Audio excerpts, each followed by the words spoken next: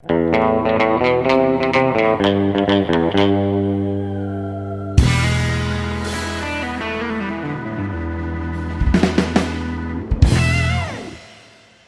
importante es la música en el cine, ¿sí o no, querido Héctor Daniel Pérez Aguilera? Así es, Anaí Vargas Carvajal, la música en el cine es una tecnología que provocó, digamos, una herramienta que era muy necesaria. De hecho, yo creo que era una limitante técnica que desde el inicio de los albores del cine, pues se paliaba mediante la musicalización en vivo. Ajá. O sea, había proyecciones en blanco y negro, no sonoras, pero que tenían al pianista, ¿no? Órale. A un lado y tenía que tocar ahí acordes.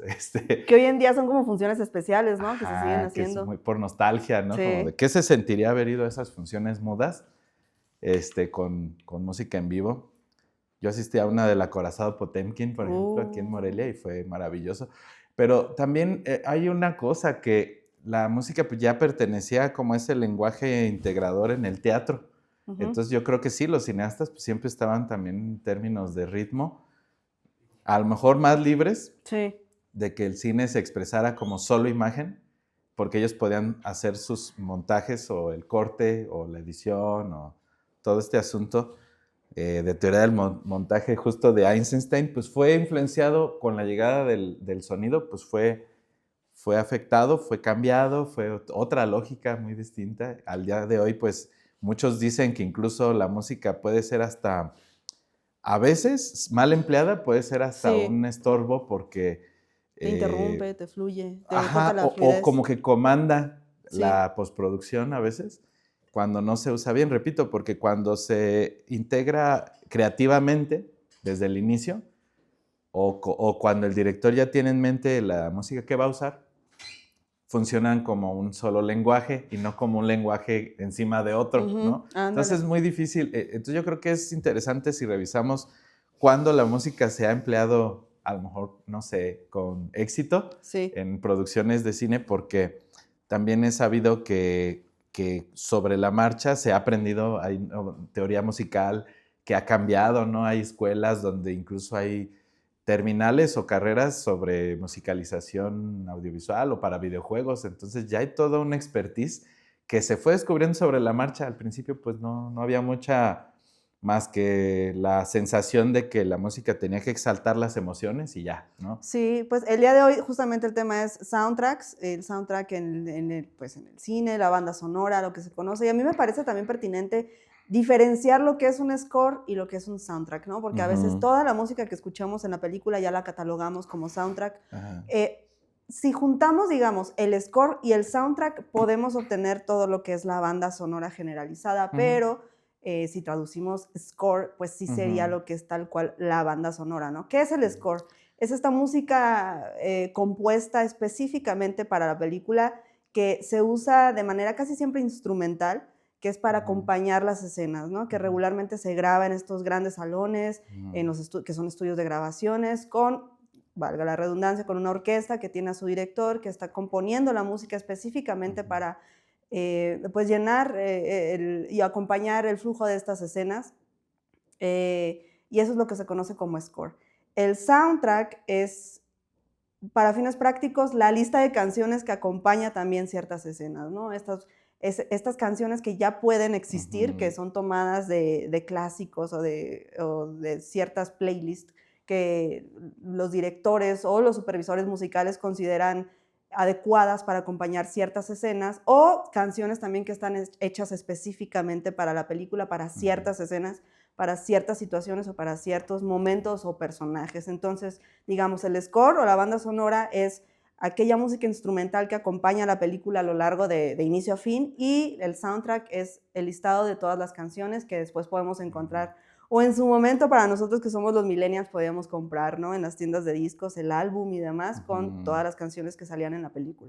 Creo que algo interesante como para referenciarnos a esto de manera muy simple es también que casi siempre, no siempre, pero lo más común es que el score fuera música, como dices, instrumental, pero también como muy hacia la música clásica, ¿no? Sí. En estos días ya ha cambiado eso, porque también ya hay músicos de otros géneros haciendo score, Hip hop, pero rap, como no que sé. antes era muy normal escuchar que el score era música clásica o más como orquestal, Ajá, más académica, ujú, y que el soundtrack era como más pop o rock, ¿no? O ujú. sea, o hip hop. O sea, era Sí. como pop en general, refiriéndome a lo que suena en la radio, pues. Ujú. Y entonces era toda esa música de artistas que tenían cierta fama, que le iban a servir a la película como cartel. O sea, Sí, como que su ándale. fama iba a provocar también ir a las salas. Entonces, como que yo así distinguía ese tipo de, de separación entre un género y otro, entre una función y otra. Pero algo también aportando a lo que comentas es que también era la música incidental. Incidental, Es decir, exactamente. que el score era este acompañamiento casi segundo a segundo. Ujú, Muchos directores, de hecho, trabajan con una proyección ahí en una especie de sala ujú, de conciertos insonorizada, aislada, pero con una proyección, ujú. ¿no? Que para que los músicos pudieran estar viendo estos movimientos de los personajes o del ambiente o la emoción o el semblante de las caras para que sus interpretaciones sí tuvieran una correspondencia audiosincronizada, Exacto. que a algunos todavía se habla del fenómeno del Mickey Mousing, Ujú, que fue creado por Walt Disney justamente con la primera animación con sonido,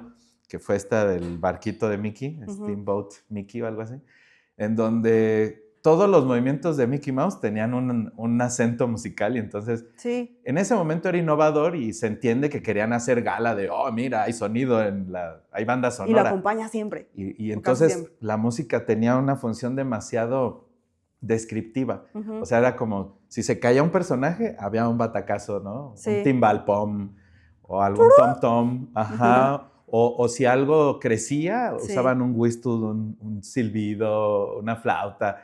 Entonces, todo ese Mickey Mousing, pues acaba siendo parte del ADN de la música incidental, aunque, repito, ya con la teoría musical avanzando y muchas experiencias de colaboraciones creativas entre músicos y directores, porque Ujú. antes era como departamentos un tantillo aparte, Sí. como que el director se desentendía y confiaba en el genio académico compositor que iba a Ujú. musicalizar, pero ahora como que ya se compenetran más tal vez, y entonces ahora ya no es necesario hacer esa sincronización tan Sí. explícita. Otra manera también de catalogar, quizás para los que no entiendan muy bien esta diferencia, es viendo los premios Oscar, así de fácil. En los premios Oscar premian a la mejor, al mejor score, a la Film mejor, score, sí, ajá. a la mejor música hecha específicamente o compuesta específicamente para una película, Ajá. que es esta música orquestal, y también premian a mejor canción original, que este año, por ejemplo, la reinante es El mal de Emilia Pérez, la canción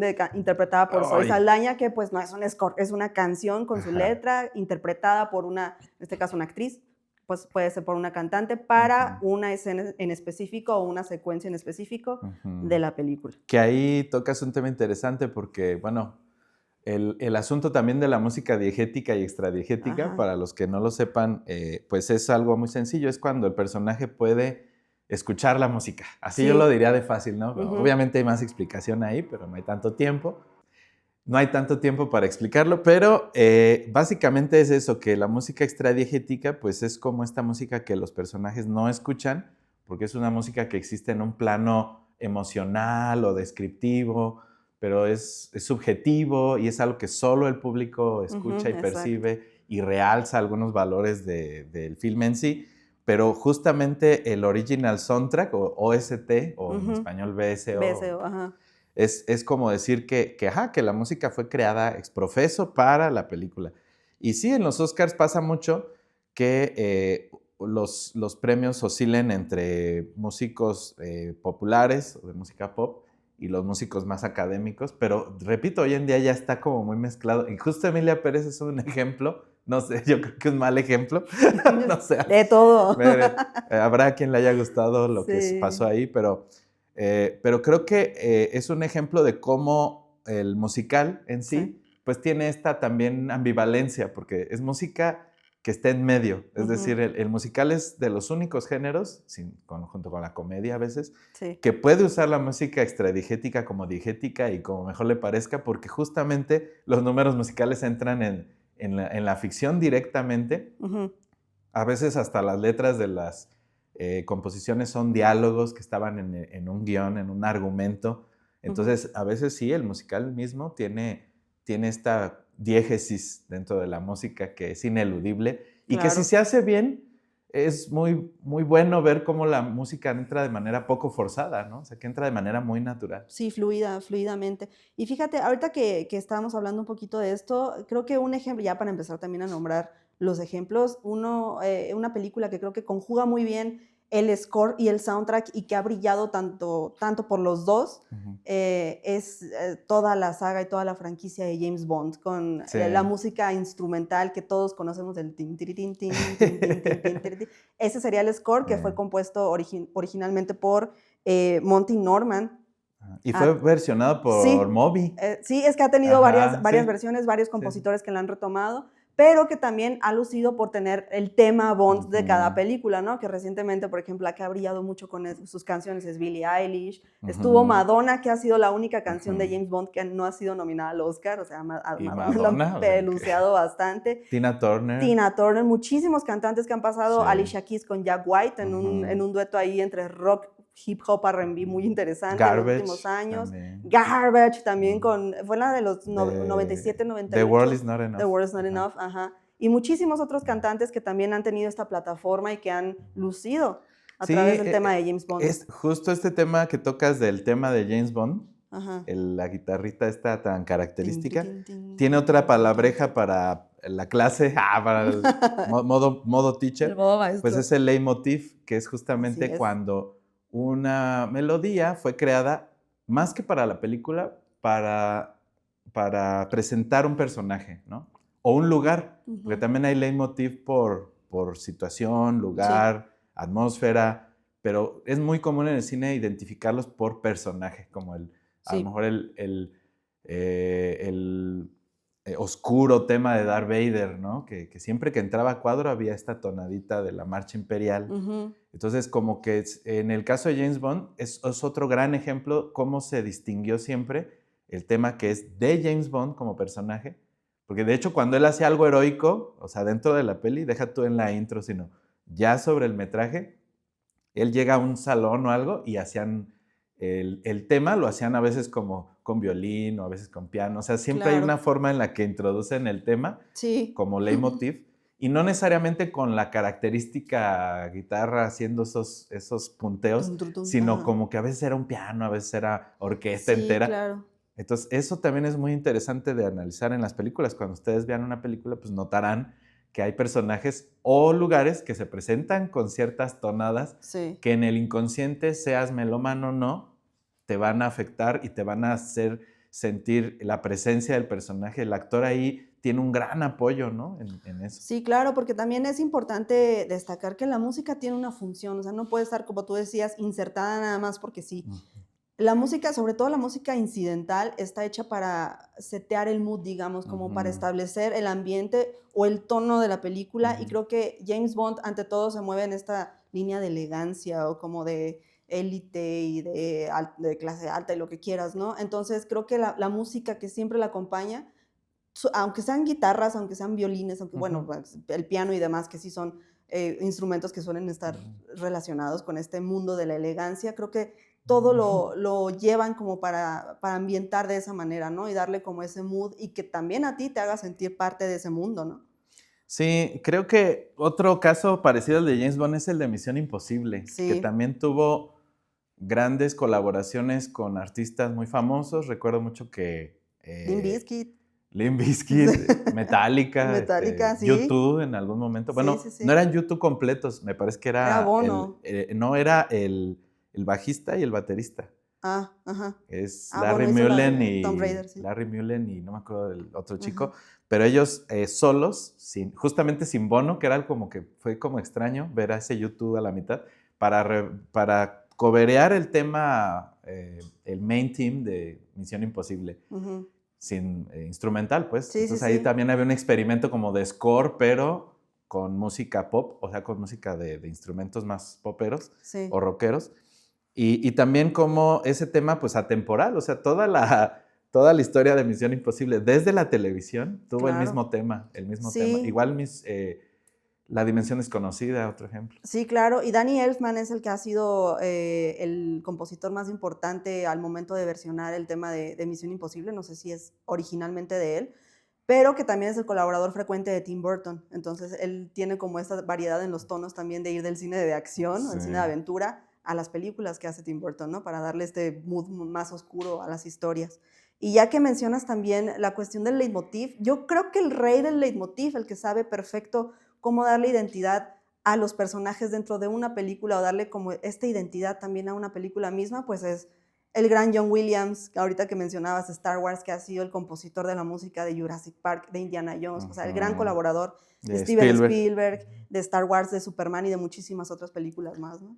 Sí, John Williams fue mucho tiempo el favorito porque también logró, yo creo que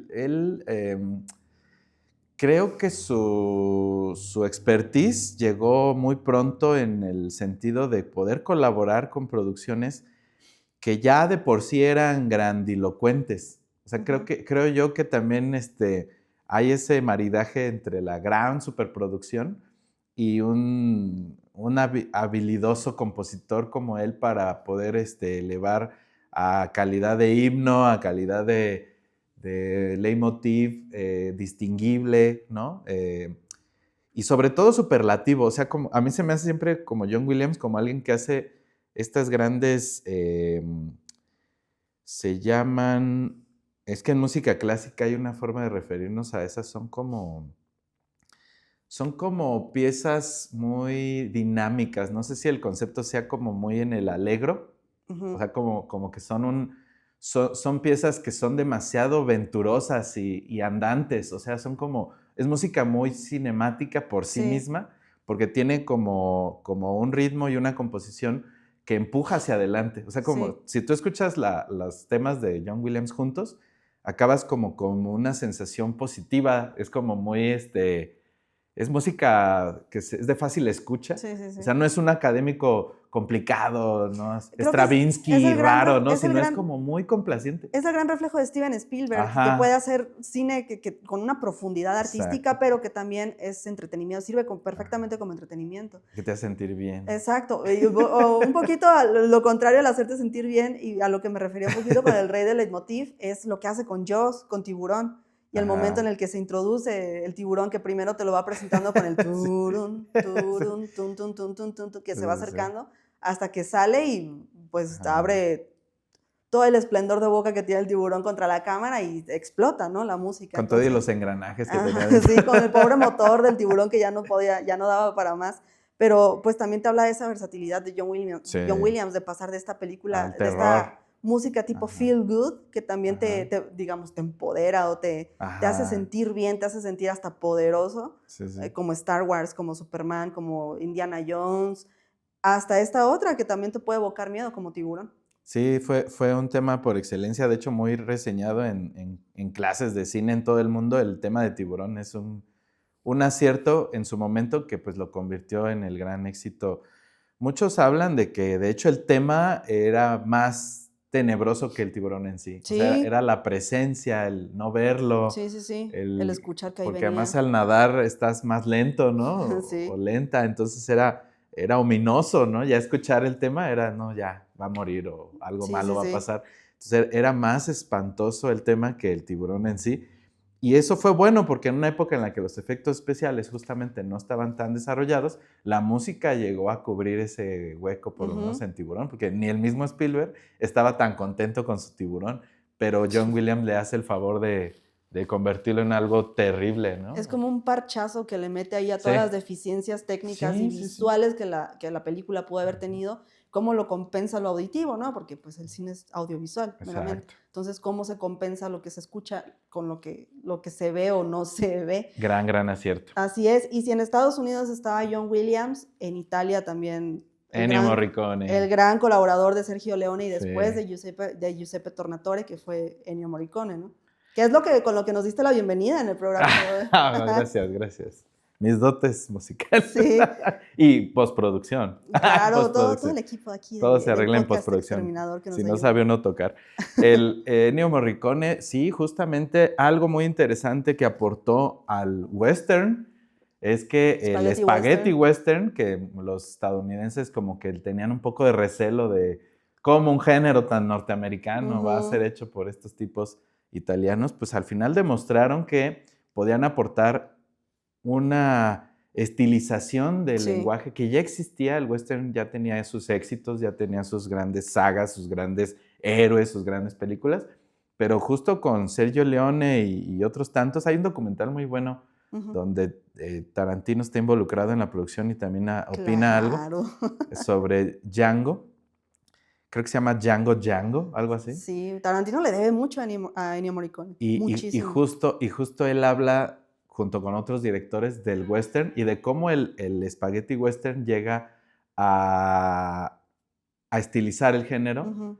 En gran parte, la música, pero también era el vestuario y la Sí. fotografía de esa sensibilidad, de ese cine como muy crudo que estaban haciendo los italianos en los 70s, en los 60s, que, no sé, pienso en Pasolini, pienso en tantos nombres, Fellini, que eran Claro. como era un cine más crudo, Sí, que pero venía pero a de... la vez estilizadísimo, o sea, fotográficamente era más complejo que lo que estaban haciendo en el western, que ya de por sí era muy bueno. Sí. Entonces llegan los italianos y el spaghetti western renueva o refresca Refina, yo creo que y incluso. refina. Ajá. Y justo Ennio Morricone es gran parte de ese refinamiento. Sí, que también, o sea, se mete a este género o subgénero que es el western, que es tan del instinto, tan de hombres, digamos, Ajá. de peleas, de caballos, de sudor. Ujú. Y después brinca ya a finales de los 80s, bueno, ha hecho infinidad, y bueno, hizo infinidad de scores para cine, pero otro de sus trabajos más notables es en Cinema Paradiso, con Giuseppe Tornatore, que es Sí. todo lo contrario, que es evocar a la emoción, a esta ternura entre la relación de un niño con su gran maestro, El ¿no? proyeccionista. El proyeccionista que es Alfredo. Muy Y cómo bonito. así lo queremos mucho esa película. Aquí sí. Bueno, sí, ¿no? Sí, no, sí. Entonces ahí... La tengo en beta. que se den una idea. Una reliquia ahí. Y entonces también sabe culminar muy bien ese momento que es el final de la película, ¿no? Que si no la han visto, pues ya, tiene ya bastantes años, más de 30 años, que es cuando se llega a este gran final, este término horrendo que es la carta de amor al cine, pero que él la sabe musicalizar muy bien y le da este dote de emotividad que a muchos no les gusta. La escena de los besos. Exacto, por De considerarlo... los muchos besos, los censuras, ¿no? Sí, que sí, hacía sí, él. por considerarlo incluso algunos manipulador, Sí. pero también es parte de la música, ¿no? Claro. El evocarte y el destaparte, el detonarte las emociones. Lo que pasa es que la música en sí, al ser un arte invisible, también se ha complementado del audiovisual. O sea, si tú recuerdas la historia del arte, Wagner es Sí. recordado como un director o compositor que creaba óperas, creaba música así clásica, académica, pero necesitaba de imágenes. O sea, él es de los directores de orquesta y compositores que empieza a necesitar imagen y por eso montaba estas grandes óperas y estos grandes conciertos con decorados teatrales. O sea, antes del cine, él ya necesitaba también imágenes grandilocuentes para su música enorme. Claro. Entonces, como que decía, ¿cómo la música llena el lugar? Lo hace, pero yo necesito ver algo mientras escucho esto.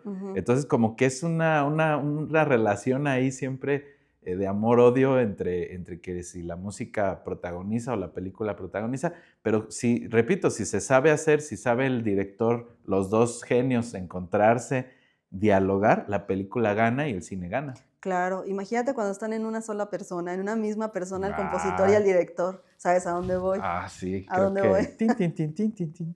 Exactamente. Lo que es no tener dinero y tener que hacer todo tú mismo, que fue John Carpenter con el tema de Halloween, que fue justamente este gran tema que yo creo que evoca más miedo que el mismo Michael Myers en su momento, ¿no? De que ya hablábamos en el episodio de terror de cómo la máscara de Michael Myers surge a raíz de una máscara de William Shatner que encontraron en una tienda a 5 pesos, la pintaron de blanco y se la pusieron. Pues John Carpenter igual no tenía dinero para contratar a alguien que le hiciera la música, entonces agarró su teclado y se puso a teclear ahí y así salió el tema de Halloween, que hasta la fecha sigue siendo pues uno de los más importantes, no sé si del cine, yo diría que sí, pero al menos que del cine de terror, sí. Está en la historia y además esta situación cutre o de bajo presupuesto le aportaba esta sensación también terrorífica, porque Claro. el teclado en sí, no sé el modelo, pero se notaba que tenía un par de filtros, ¿no? Como algunos pitch o delays o así muy simples, pero que provocaban que la música que hizo para sus películas, porque no se detuvo ahí, o sea, siguió musicalizándose a sí mismo, Claro. tuvieran este feeling que ahora se usa como para esta nueva fiebre ochentera, el New 80s en el cine de Sí. terror, que justo son esos teclados, ¿no? Tan sintetizados, pues sí, incluso el tema de Stranger Things Ándale. es muy John Sí, Carpenter, claro. ¿no? Entonces, esto sigue vigente, pues, o sea, estos tecladacitos que él hasta debió sentir un poco de ¿cómo se dice? De bochorno, de, ay, qué pena me Ay, van qué a pena que nada más con mi musiquita, y hoy en día es lo que más Claro. genera esta sensación de vintage horror, ¿no? Sí, claro, que además ya hay 13 películas de Halloween, siguen usando el mismo tema, siempre con el Ajá. crédito basado en la música de John Carpenter, ya con ciertas variantes, algunos le meten un poquito más de rock, algunos le meten un poquito más de percusiones para darle esta identidad al nuevo director, al infame de David Gordon Green, que la retomó en su última trilogía, o a cómo ha ido pasando, ¿no? Para darle, pues sí, también esta evolución y que no se quede nada más en los mismos ti, ti, ti, ti, ti, ti, ti. Pues no, pero pues sigue siendo uno de los temas más emblemáticos. Icónico. Sí, yo sí lo pongo en los temas emblemáticos del cine. ¿Y qué te parece si también mencionamos algunas canciones o listados de canciones, películas que han brillado por eso? Antes de canciones, nada más apuntar que en Ajá. esto de la sintetización de John Carpenter, para mí que un buen heredero de esta género, lenguaje, sería Trent Reznor. Ah, claro. Porque también está como en esa parte de música score, o sea, del incidental, Sí. pero todo con teclados, porque Nine Inch Nails, que fue su proyecto como banda, aunque sí es casi Trent Reznor y compañía siempre. Sí. Selena y los dinos. Sí, él es el ego creativo. Sí. Siempre estuvo muy en los teclados. O sea, Sí. sí es muy guitarrero, Nine Inch Nails, pero él es más de componer en piano. Entonces, el de piano salta a los teclados y ha hecho un montón de chamba. Últimamente ya está forrado de chamba de soundtracks, de Sí, scores. claro. Porque antes como que él tenía su banda, ¿no? Sí. Y giraba y todavía lo hace, pero como que ahora es gran parte de su tiempo es para hacer música para películas. Sí, es el gran nacido de David Fincher y de Luca Guadagnino. Ajá, que ya son, ya es cliente ahí. Sí, hace muy bueno, es grande Sí. Trent Reznor. De hecho, yo fui a ver Tron a la sala de cine solo por escuchar en sistema 5.1 Sí. a Nine Inch Nails. Sí, a mí me pasó muy similar con Challengers, que la verdad a mí la película no me gustó. Sé que soy la única persona en el mundo a la que no le gustó, pero la música de Challengers es impecable. Igual me gusta mucho lo que hace en Red Social de David Fincher, que también le mete como Me acuerdo que yo la fui a ver por la versión de Creep de Radiohead que usan en el tráiler y después escuchar la música que hace Reznor y hacen Reznor y Ross para la película fue muy buena. Y justamente también hablando de Radiohead, otro que ha brincado de banda musical de rock también a componer música para cine es Johnny Greenwood, el guitarrista o mayormente guitarrista de Radiohead, que también ha sido de Paul Thomas Anderson, de Lynn Ramsey. O sea, él se mete como estas películas que ya van más por el lado de la debacle psíquica. Sí. Y justamente el trabajo que más me gusta de él es el que hace en Spencer, de Pablo Larraín, en el que también te muestra esta debacle psíquica que tiene Diana de Gales en la película. Fíjate que alguna vez vi un análisis del OK Computer y sí se habla que muchos músicos reconocen el aporte enorme de Johnny Greenwood ahí. Sí. O sea, este disco que ahora puede estar entre los mejores listados, ¿no? Siempre aparecen los listados de lo mejor, casi como una especie de heredero del Dark Side of the Moon de Pink Floyd, una cosa así de grande, es porque también tiene esta experimentación. Al igual que el Dark Side of the Moon, el OK Computer era mucho como synth, ¿no? Mucho sintetizador mezclado con este rock tan característico de Radiohead, que tiene esta cosa como triste y psicológicamente torcida. Como oscura.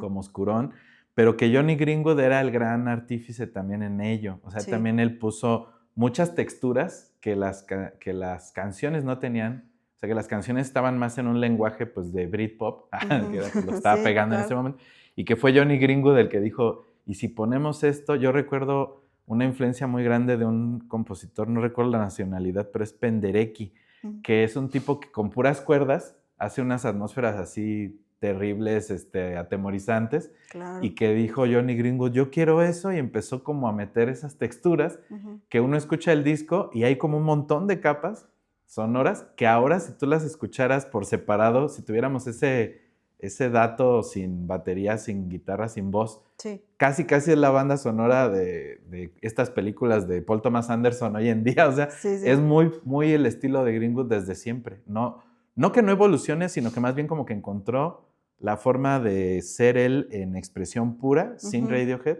y lo encontró en el cine. Sí, porque, o sea, sí evoluciona, o sea, tiene, Sí, digamos, sí. esta base, esta estructura que le da su identidad, que también es, digamos, típica de él, pero la sabe adaptar, ¿no? Así Acorde es. al proyecto en el que está trabajando. Sabe colaborar. Exacto. Tan es así que no hay un proyecto en solitario. Ojalá que lo hubiera, pero también está bien que él como que se pone al servicio de alguien.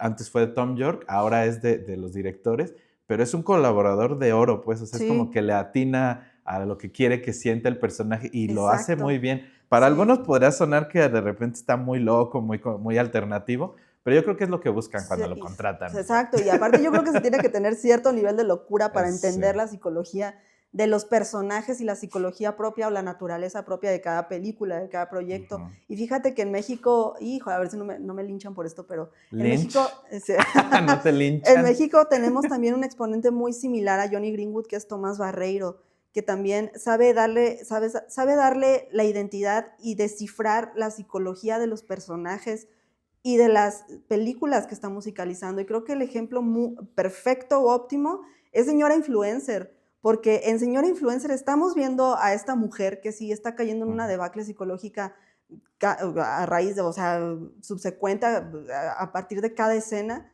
pero es a través de la música en la que estamos escuchando cómo esta mujer está en esta espiral, en esta downward spiral, como... Fíjate, ahorita que lo mencionas, me haces caer en cuenta de que esa película que parecía que iba a ser una especie de comedia más de este cine mexicano que no da tanto... No te da para que no mucho. da tanta buena crítica, digamos, ni en el público ni en taquilla, porque como que dices, otra comedia sosa de una situación de moda. Sí. No, o sea, nos sorprendió y tal vez la música sí tuvo mucho que ver, Sí, claro. porque le da un tono más serio, ¿no? Claro, Tomás Barreiro yo creo que plasma esa oscuridad, que puede sonar raro, pero esa oscuridad a través de la música, la oscuridad del personaje. Imagínate un y a la que se va metiendo. Imagínate un ejercicio donde le cambiáramos el score a Señora Influencer. ¿Quién que sabe qué nos daría? El típico Mickey Mousing de la comedia romántica que es muy Hollywood, que la música es muy uplifting, así. Sí. Tal vez sería una película que pasaría desapercibida, no lo sé. Claro, yo creo que lo que distinguió a Señora Influencer, además del gran trabajo que hace Mónica Huarte en el protagónico, de ser una comedia a convertirse en un thriller. Comedia negra, tal vez. Es la música de Tomás Barreiro. Y Tomás Barreiro también tiene otro trabajo, tiene muchísimos trabajos, es de los más concurridos en el cine mexicano, pero tiene otro trabajo que me parece notable, que es el de Las Niñas Bien, que es un score que también dota de mucha elegancia a este mundo que también está en debacle, este mundo de los 80s, de las altas esferas sociales del México de los 80s, que entra en crisis y que empiezan a perder todo. Y decadencia. Y que lleva a su personaje justamente a esta decadencia de la mano de lo que hace Alejandra Márquez Abella, pero que también hay ciertas piezas que musicalizan ciertos momentos como leitmotiv, justamente que están basados en aplausos. Entonces, estamos escuchando regularmente en la película y nada más es eso, nada más son aplausos. Entonces, también estos elementos y estas alternativas que toma Tomás Barreiro, que no nada más están basados en música, sino en otros sonidos para musicalizar una película. Y ahora que tocas eso, música concreta. Es decir, no usas instrumentos, sino usas cosas que además sonoramente se reconoce que son. Sí. O sea, tú misma escuchas y son aplausos. Pero también alguien que hizo algo así interesante fue Björk con Selma Songs para Lars von Trier en Bailando en la Oscuridad. Claro. Porque también muy no sé, como que algo me pasa con esa película, que cuando la vi por primera vez fue muy tortuoso, fue muy difícil porque von Trier es muy cruel con sus personajes.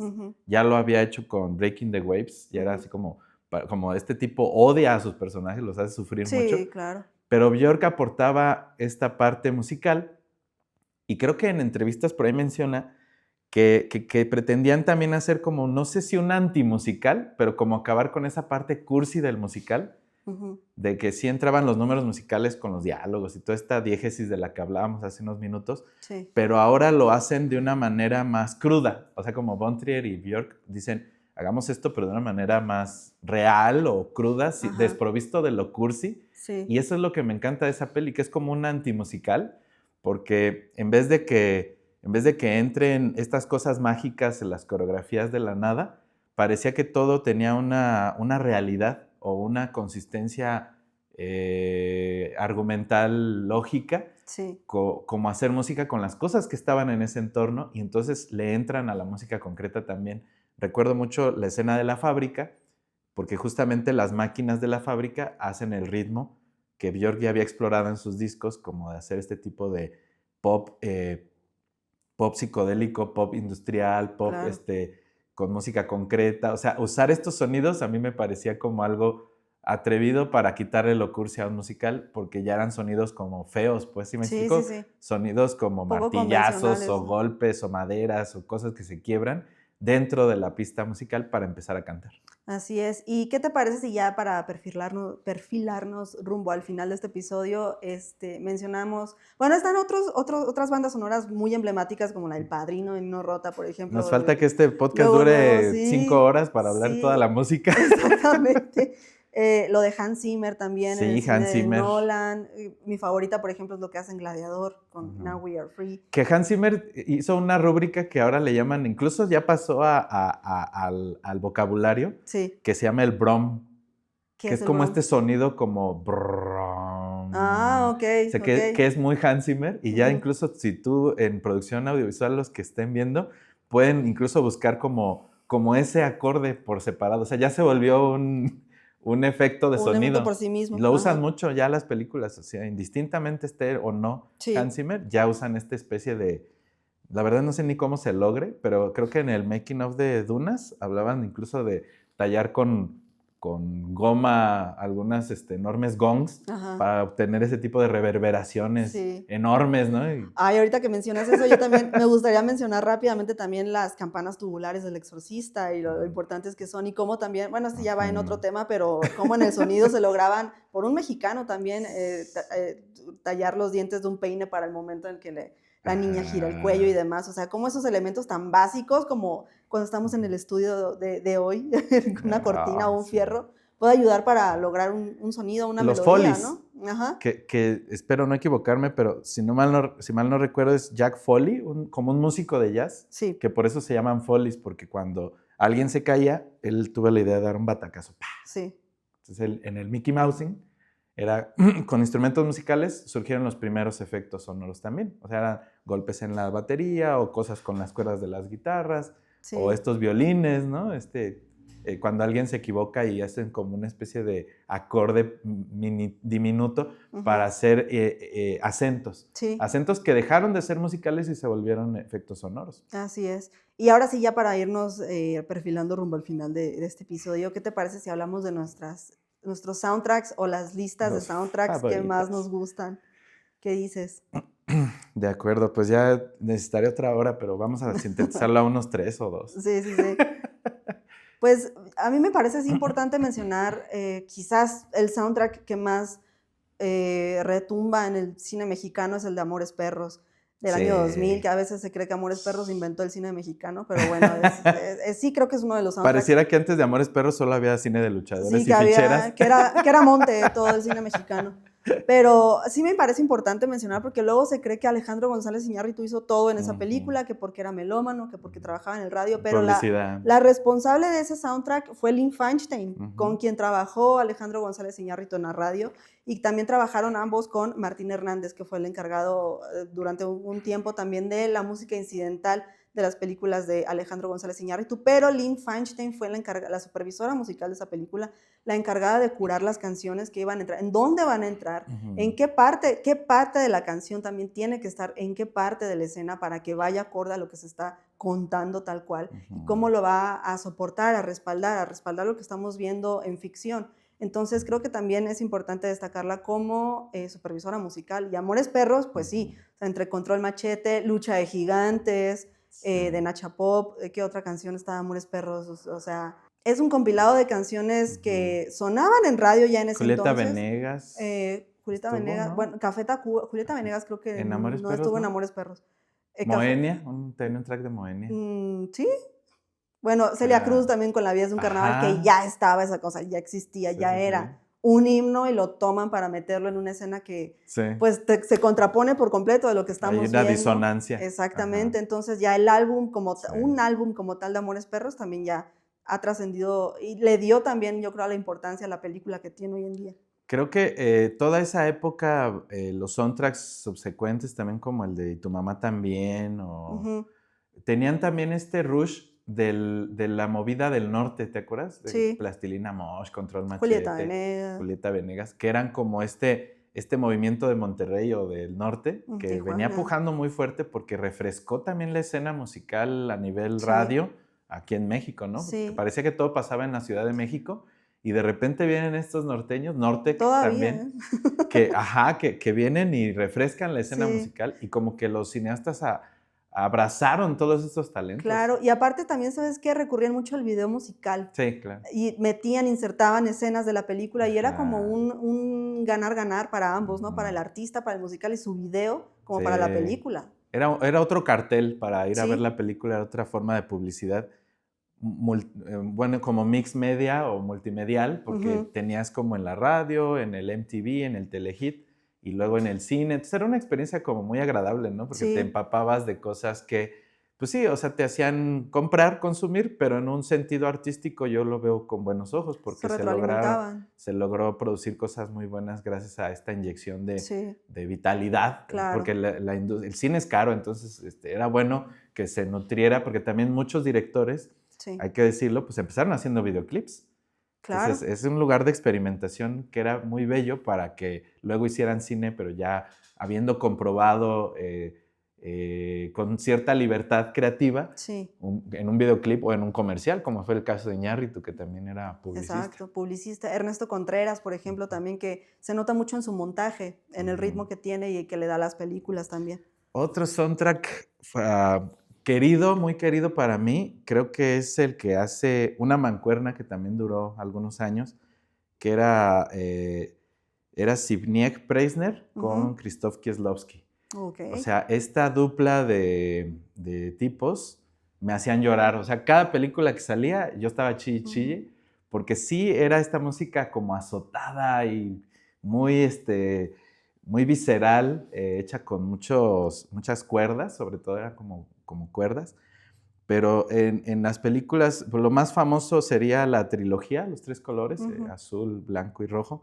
Pero también La doble vida de Verónica, recuerdo que me estrujó y me escupió al suelo. O sea, era música que calzaba muy bien con estas películas con temáticas como muy crudas, que también eran como muy crueles con sus personajes. Y esa parte a mí siempre me ha gustado mucho, cómo hacen este drama más fuerte por medio de las composiciones de Preisner. Sí, y ya también para irnos despidiendo, nada más menciono rápidamente mis 2 soundtracks favoritos. Uno es el de Grandes Esperanzas, de Alfonso Cuarón, una película que no es tan querida ni por él mismo, ni por ¿Te acuerdas el Emmanuel tema de Lubezki. Mono? Life in Mono, Wow, justamente. Life in Mono era o sea, maravilloso. es un soundtrack que está compuesto por varias canciones, pero tiene una base, digamos, un esqueleto a través de versiones de Bésame Mucho. Ahorita que anda muy de moda la canción por lo que hizo Dua Lipa en su concierto. Pero la canción Bésame Mucho de Consuelito Velázquez tiene varias versiones que son utilizadas a lo largo de la película. O sea, prácticamente el soundtrack es Bésame Mucho nada más y terminan los créditos con Life in Mono de Mono, que es una canción preciosa que te eleva a un nivel casi que cósmico para sentir la película de una manera diferente que ni a él, ni a Lubezki, ni a Ethan Hawke, ni a nadie le gustó más que a mí, yo creo, pero bueno. Y el otro es una película basada en un clásico literario que es Relaciones Peligrosas, que en 1999 se llevó al cine con Cruel Intentions, que es esta historia también de las altas esferas elitistas de Nueva York, de 2 hermanastros que ahí hacen un juego medio perverso para robar la virginidad de una joven mujer, pero que está sustentado, está reforzado por un soundtrack muy pop, muy rock pop, que está muy finamente curado, creo yo, y que también eleva la película a un nivel de iconicidad que hasta la fecha y hasta el día de hoy tiene. Entonces ahí están mis 2 soundtracks favoritos, el de Grandes Esperanzas y el de Cruel Intentions.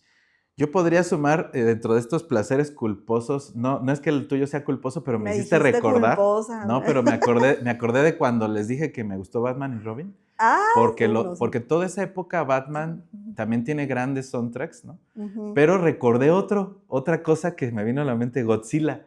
Ah, La Godzilla infame sí, del sí, 98 ajá. tiene un gran soundtrack. O sea, está Sí, Rage Against the Machine, está Green Day, Jamiroquai es en está esa, Jamiroquai, que era un sí. video maravilloso en P. la Diddy sala de también cine creo, que se sí, inundaba. claro, O sea, claro, toda claro, esa... Me encantó más el marketing que la sí, película en sí. O sea, era maravilloso, era una expectativa enorme. claro. Incluso el cover de Wallflowers que coverían a David Bowie con Ujú, Heroes, me sí, parecía bueno porque en el contexto del Godzilla destruyendo la ciudad, no sé, o sea, me encantó el soundtrack de Godzilla. sí. Y la peli no, pero el soundtrack lo atesoro mucho. Spawn también es un Ujú, gran soundtrack que combinaba música electrónica de grandes músicos electrónicos sí, con metaleros como Slayer, como Metallica. Y ese match, sí. ese soundtrack es oro puro. Igual la película no fue buena tampoco.